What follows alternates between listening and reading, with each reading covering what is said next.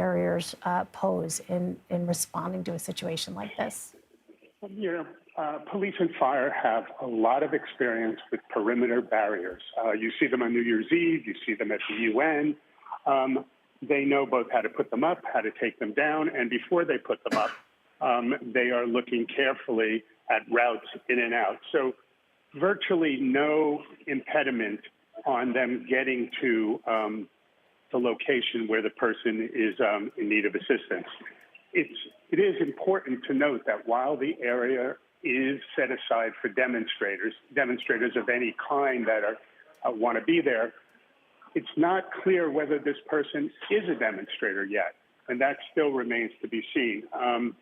What police officials are reporting now at police headquarters is simply they got a 911 call for an aided person, and it was a male that the ambulance service, EMS, picked up and took to a hospital, and they tell people that there are no additional safety concerns to anyone in the area.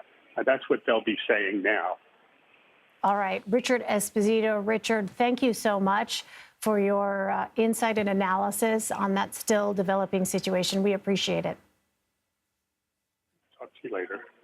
Let's turn now to CBS News campaign reporter and attorney Katrina Kaufman. She is outside the courthouse and she has been covering jury selection. So, Katrina, now that there is a full jury, does anything else need to happen before the trial begins? Hi, Elaine. Yes, so we finally have a full jury. They just picked the final 5 alternates, and they have all been sworn in now. But there's still one more thing to do today, which is called a Sandoval hearing.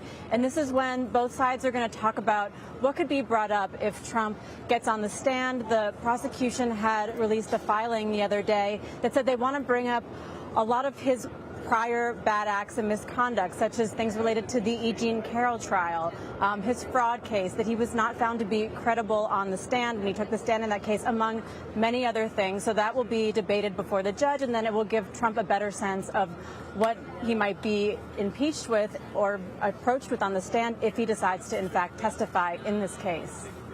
So, in terms of a time frame, Monday for opening statements then? Yes, Monday morning we are expecting opening statements to start at 9:30, and that's when both sides are going to present their opening views of this case to this jury of 12 that we just seated. All right, Katrina, if you'll stay with us, let's bring in our Jessica Levinson, who is joining us as well with some analysis. She's a CBS News legal contributor and professor at Loyola Law School. So, Jessica, now that there is a full jury, I wonder if you could just give us a sense of the kind of person that both sides were really looking for here, because we were talking a moment ago about the challenges of trying to find someone who could be impartial with such a high-profile case like this. Such a high-profile case, and this really will, I think, be an education for all of us that we're not looking for jurors who don't have a view of the former president one way or another, or who are entirely apolitical. We're looking for jurors who know what their job is, which is to put aside any personal views they have, look at the evidence presented to them, look at the jury instructions, the applicable law, and make a determination. And so for the prosecution, maybe they're looking at people who respect authority, who are going to be able to follow this fairly, frankly, complicated case through every hurdle that the prosecution has to pass here, through explaining that these are, in fact, according to the prosecution, falsified business records, and that they were falsified in order to commit or conceal another crime, and then talk the jurors through what that crime is. I think for the defense, you really want people who will question along the way. Are you sure? Did you prove that one point up? Is every link in the chain fully closed here? Because what the defense is looking for, and I know we've said it again, but for the defense, a win is one juror who says, I don't think you proved it beyond a reasonable doubt. That juror can think 50.01%. I think the former president committed crimes, but you're looking for that juror, if you're the defense, to say, not by the highest threshold that we have in our legal system, which is beyond a reasonable doubt. So I think that's basically what we're looking for. And Jessica, so given the complexity and what you just laid out, what can we expect from opening statements? And what kind of defense can we expect to hear from Donald Trump's attorneys? So for opening statements, I think the prosecution would do well to tell a very consistent and clear story that says, actually, the case is not that complicated. The defense is going to try and say that this is really just a case that doesn't even belong in criminal court at all, that the former president wasn't involved, or that he didn't form the criminal intent here, and that we're going to have to rely solely on Michael Cohen. And I think for the prosecution, what they're going to have to say is, believe your eyes, believe your ears, look at those payments, look at the timing of those payments, look at the amount of the payments, and then look at why you think they were made and the level of knowledge and intent that the former president had.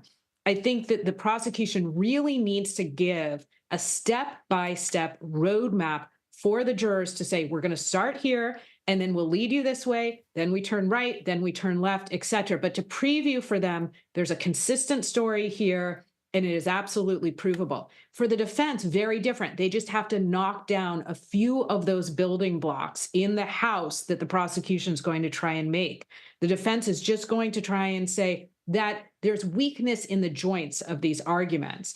Can you believe Michael Cohen? This isn't actually about the former president. It's about a political prosecution. And of course, the former president didn't form a criminal intent to violate another law. Very different approaches to obviously the same set of facts and laws. But Katrina, the prosecution laid out the information it plans to bring up if Donald Trump takes the stand. Would testifying be to his advantage? Is it ever a good move for a defendant?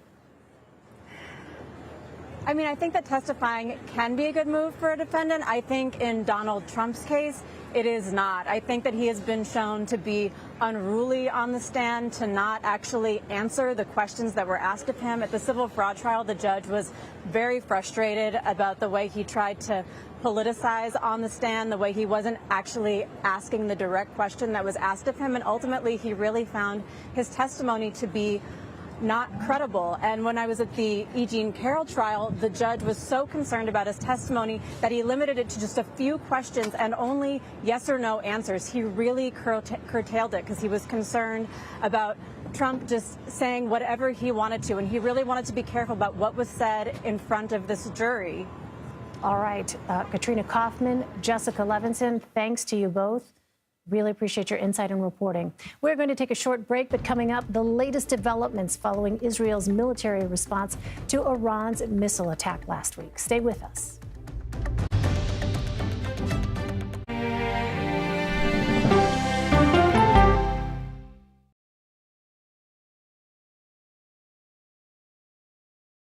Mr. President, there's a lot to talk about. A lot to talk about. Does this carrier strike group stand ready? It's just incredible to see there's an active search and rescue operation going on 12 hours after this accident. The CBS Evening News with Norah O'Donnell. I had progressively fallen deeper into the world of online sports betting. The risk is the rush. What do you think is driving the spike in popularity? I think it's legality. If it's legal, I'm going to use it. There are ways to bet when you are 18. We've created an epidemic of child gambling. You can't walk into a male dormitory in a college campus without sports betting happening. It's America's most neglected problem. I used sports betting as a way to escape, when in reality, I'm choosing self-destruction. Whatever I had left, it was gone. The purpose of the industry is to get you to play to extinction. And that means until all your money is gone. Go to the ends of the earth. Reach for the stars. Yeah, I just took off. That kind of thing. Oh, that's pretty good. Because there's always something new under the sun on CBS Sunday morning. An original documentary from CBS Reports. That desired farm, it's a wonderful place to raise children, and it still is. Promises broken. Black Americans have been the target of racism and discrimination pretty much from the time they acquired ownership in the land. Costing black farmers hundreds of billions in generational wealth. They did everything to make sure we were run off that land. But communities are uniting to continue the fight. Collective ownership is powerful. To keep their land and their dreams alive. To watch my children play on land that we own means everything. So land is power. Most definitely. 40 Acres and a Mule, now streaming on the free CBS News app. People with developmental disabilities were once sequestered by the hundreds of thousands in institutions. Many of our fellow citizens are suffering tremendously because lack of attention, lack of imagination, lack of adequate manpower. Disability activists have since torn down barriers blocking them from living at home or in the community. We conclude that Title II of the ADA requires states to provide community-based treatment for persons with mental disabilities. But of the 16,000 people who remain in state-operated institutions, half are in 5 states, and Illinois is one of them. I don't want to live in the institution. It makes me feel discriminated against. Do you think there are people living in institutions in Illinois that don't need to be living there? Yeah, because they're proving it as soon as they get out.